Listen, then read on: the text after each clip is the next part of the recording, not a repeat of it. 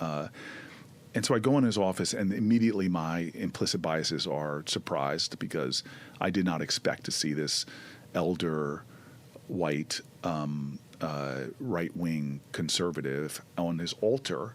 Is one of his main shelves. He had a picture of him in an affectionate embrace with a black girl. And I didn't call my elder senators back then by their first names. I just said, Mr. Chairman, sir, who dat? Mm-hmm. And he tells me this story about them adopting a young child out of a very, very difficult circumstance. I was moved by it, didn't expect it.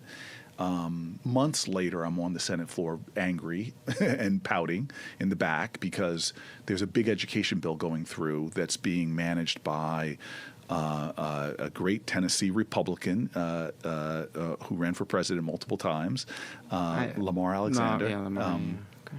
And there's a delicate balance, like often is in the Senate. No amendments. Let's just get this bill through. And I think my amendment's important because some of the worst educational outcomes in our country are for kids that are homeless or kids that are in foster systems. And I wanted to do something to create what I thought was better assurances that they would get the educational services that they deserve. Long story short is I see Inhofe come in. As I'm sitting in the balcony, I remember that story. And I walk down there and I say, sir, I know you have a particular concern for kids from disadvantaged circumstances. Can I tell you about my amendment?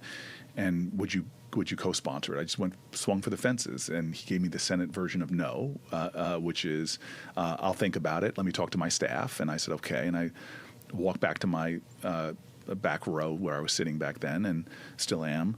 And I look up, and he's like, his GPS coordinates are off. He's walking right into the Dem section and walking right up to me, and he goes, Cory, we're in. And I go, what do you mean you're in? And he said, I'll co-sponsor your amendment.